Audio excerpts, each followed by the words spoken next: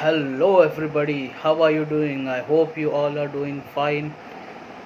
So, today in this video, I would be discussing about what is the effective structure of studies.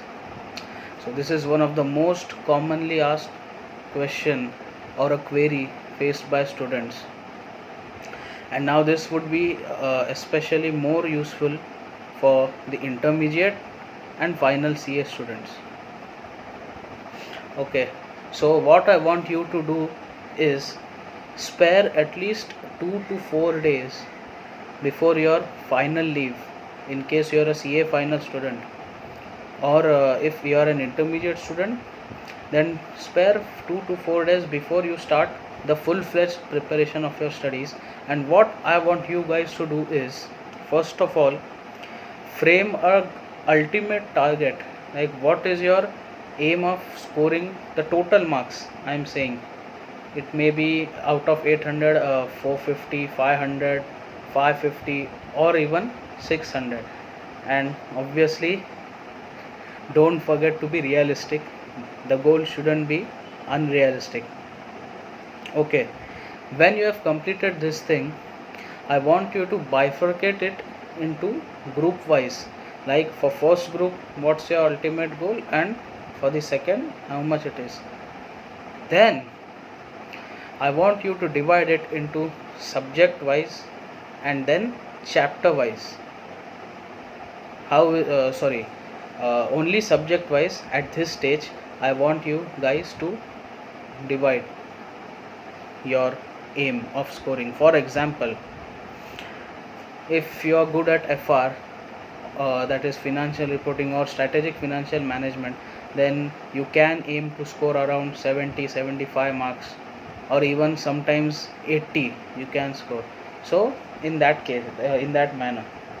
Okay, now when you are done deciding the goal subject wise, I want you to prepare a quadrant and divide the subjects into chapters, in the sense, first is the chapters which are important and scoring. Second, the chapters which are important but they are not scoring. Third, the chapters which are scoring but not important. And the last, which is obviously the chapters which are not scoring and are not important. So I would like to give you some small 1 to 2 examples here. For example, if you talk about FR, then according to me, consolidation and business combinations were scoring and important. When it comes to audit, I would say company accounts and professional ethics, they both are important and scoring as well. And when we talk about the auditing standards and the other chapters, as in the peer review, quality review, audit of banks, etc., etc., those are not that much scoring, but to a certain extent they are important. So I hope you got how to bifurcate these topics. So when you are done with this, I want you to prepare a study timetable of 2.5 hours or 2 hours each, depending upon the number of hours which you want to study in a day. The subject which is your weakest, that should form part of the time when you are at your best. For example, if you are the most efficient in studying during the morning, then you should take up the weakest subject at that time, and you should alternate it between theory and practical and theory.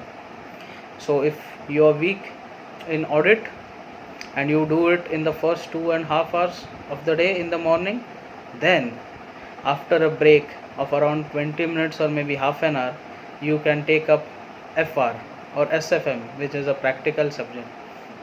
So in that manner, you have to start studying and aim that I would abide by this timetable come what may. Okay, so that's it for the day. Don't forget my mantra, which is, there is a reason for my existence. No longer would I live in ignorance. I am here to make a difference. God bless. Take care, all guys. All the best.